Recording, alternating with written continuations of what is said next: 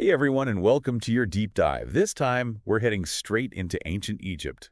It's amazing how much we've learned about this era. It really is, especially considering how much was hidden from us for centuries. Like, we had all these puzzle pieces, but no idea how to put them together. Right. And you even sent us a podcast episode all about the Rosetta Stone, which seems like the perfect place to start our deep dive.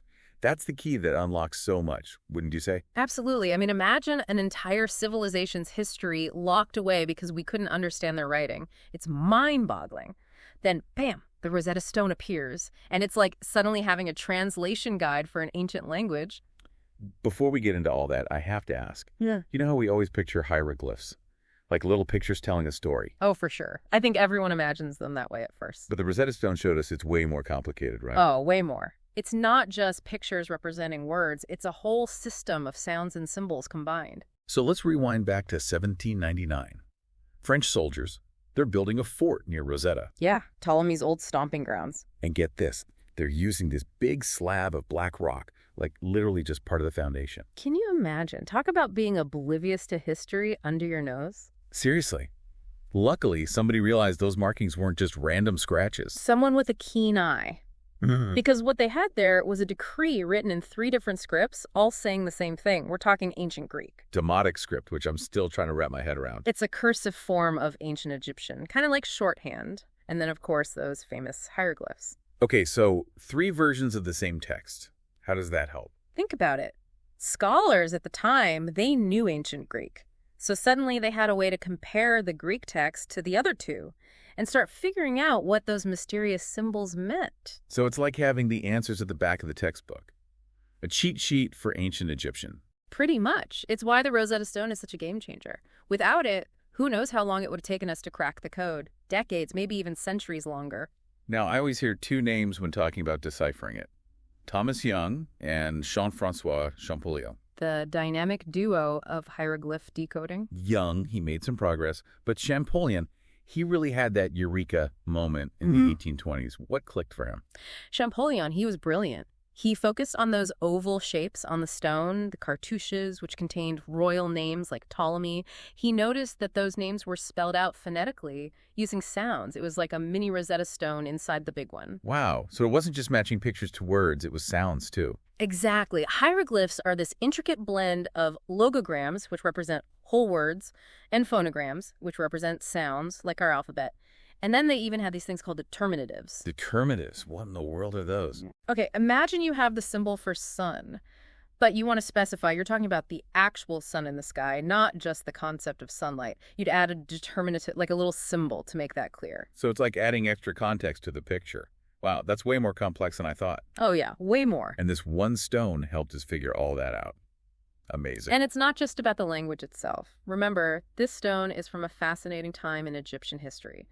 It's a decree from 196 BCE when Egypt was ruled by the Ptolemies, who were Greek. So the stone itself represents this mix of Egyptian and Greek cultures. That makes sense why they use all 3 scripts. Precisely. They needed to communicate with both Egyptian and Greek speakers, kind of like a bridge between cultures. And that's just the tip of the iceberg. My head is already spinning.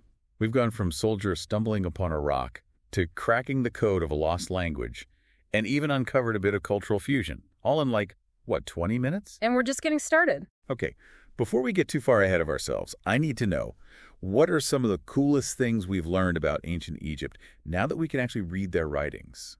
I mean, what secrets have been unlocked? Well, let's talk about the pyramid texts. Those pyramid texts, they're like a direct line to ancient Egyptian beliefs about death and the afterlife. I remember seeing pictures of them in books. They're covered in these intricate hieroglyphs, right? Oh, yeah, absolutely. And before the Rosetta Stone, they were completely indecipherable. We had no idea what these elaborate inscriptions inside the pyramids actually said. It's almost spooky to think about. We knew they were important, but their meaning was totally hidden. Right. It's like finding a diary written in a secret code. But thanks to the Rosetta Stone, we can finally read those spells, prayers, and rituals that were meant to guide the deceased through the underworld. So they weren't just burying their pharaohs with fancy stuff. They were giving them a guidebook for the afterlife. Exactly. It shows how much importance they placed on the journey after death. And it wasn't just about the elite either.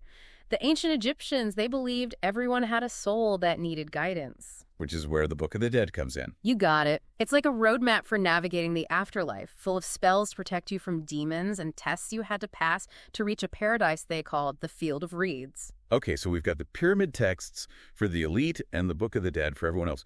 Were they reading anything else back then? Like, did they have stories? Oh, tons of stories. They were master storytellers. One of my favorites is called The Tale of Sinuhe. It's about this guy, an Egyptian official, who flees the country after witnessing, well, let's just say, a nasty political incident. Ooh, intrigue. What happens to him? He ends up living with nomadic tribes.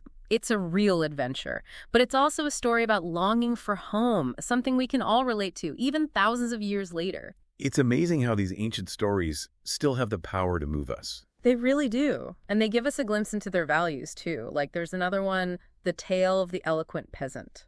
It's about this peasant who gets wronged by a powerful landowner and has to fight for justice. Kind of a courtroom drama, ancient Egyptian style. Okay, so we've got adventure, drama, and a glimpse into their legal system. What else can we learn from these texts? Like, what was their society actually like? Well, their society was very hierarchical, with the pharaoh at the top, seen as a god king. Right, but what about everyday people? Their lives revolved around the Nile River, which was like their lifeline. They were farmers, artisans, scribes. Everyone had their role. And families. What was family life like? Families were super important, and they actually gave women more rights than many other ancient societies. Women could own property, do business, even represent themselves in court. Wow, that's pretty progressive. I'm starting to realize how much we underestimate the ancient Egyptians. Oh, for sure. They were incredibly innovative. Their math, their astronomy, their medicine. They even did brain surgery. Hold on. Brain surgery, seriously? Seriously. Of course, it wasn't like modern brain surgery, but it shows how advanced they were for their time. And their use of medicinal plants. They used honey and moldy bread for infections. Moldy bread? That sounds more like a recipe for getting sick. Well, some molds produce penicillin, so it actually worked as an early antibiotic. They didn't know the science behind it, but they knew it worked. Wow, that's incredible. They were like ancient pharmacists. Okay, so we've covered stories, everyday life, even brain surgery. What about their religious beliefs? We touched on the afterlife, but what about their gods? Oh boy, their gods. That's a whole other deep dive. Well, give me the SparkNotes version. Who are the big names? They had gods for pretty much everything. Ra, the sun god, Osiris, the god of the underworld, Horus, the falcon-headed god of kingship. And they weren't just distant deities either. What do you mean? They believed the gods were actively involved in their daily lives. Pharaohs, for example, were seen as the living embodiment of Horus, chosen by the gods to rule. So religion was woven into everything, from their government to their daily lives. It's so different from how we think about religion today. Right. It's like trying to understand a completely different world. But that's what makes studying ancient Egypt so fascinating. It challenges our assumptions and makes us realize how much there is to learn about the human experience. I'm already feeling like I need to go back and do some more research. But before I do, you mentioned earlier that the Rosetta Stone itself reflects this blending of Egyptian and Greek culture. Can you tell me more about that? Oh, absolutely. Remember, the Rosetta Stone isn't just some random tablet with writing on it. It's a decree issued by Ptolemy V. Epiphanes, one of those Greek rulers of Egypt. Okay, so what did this decree say? Was it like a list of rules? Think of it more like a public announcement. It was all about reaffirming his royal authority and, well, let's just say making sure everyone knew he was in charge. So a bit of ancient propaganda. You could say that. But what's interesting is how he did it. He used a lot of Egyptian religious imagery and symbolism to make his message resonate with the people. So even though he was Greek, he was tapping into Egyptian traditions to legitimize his rule. That's pretty smart. It was a way of blending cultures, of showing that he understood and respected their beliefs. It's a perfect example of how the Rosetta Stone isn't just about language. It's about the intersection of cultures and the complexities of history. This is blowing my mind. I never thought about it that way before. And we're not done yet. There's one more fascinating twist to this story, one that touches on a really important debate. Oh, I'm intrigued.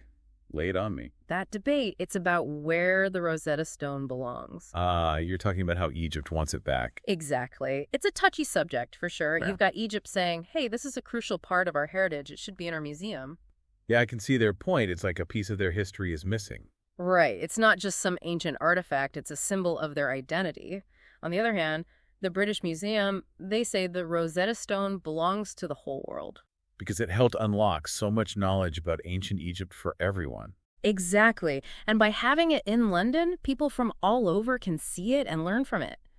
It's a tough situation, no easy answers. So what can be done? Are there any solutions out there? Well, some people have suggested making super accurate replicas, like 3D scans so detailed they're almost identical to the original. That way, Egypt could have a version, and the original could stay in London. Precisely. It's like having your cake and eating it too. I like it. Any other ideas?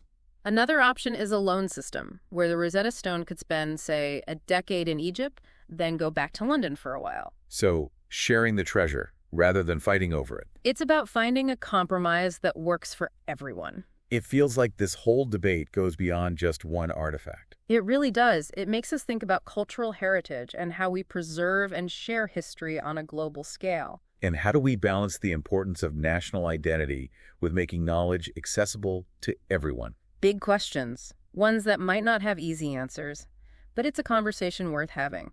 And who knows, maybe some new discovery will change the whole game again. Maybe we'll find another Rosetta Stone somewhere. Wouldn't that be amazing? It just goes to show that history is never truly settled. It's always evolving. This whole deep dive has been an incredible journey. It really has. From almost missing the Rosetta Stone completely to deciphering hieroglyphs, we've covered so much. We've explored their stories, their society, their beliefs, even their medical practices. It's amazing to think about how much one discovery can unlock. Absolutely. It makes you wonder what other secrets are still out there just waiting to be discovered. And that's what makes history so exciting. There's always more to learn, more to explore. So, as we wrap things up, we want to leave you with something to think about. Imagine you could travel back in time to ancient Egypt. You're standing face to face with a scribe, someone who knows all about their history and culture. What's the one question you would ask them? Let that question be your starting point as you continue to explore the wonders of ancient Egypt. Thanks for joining us on this deep dive. Until next time, keep exploring.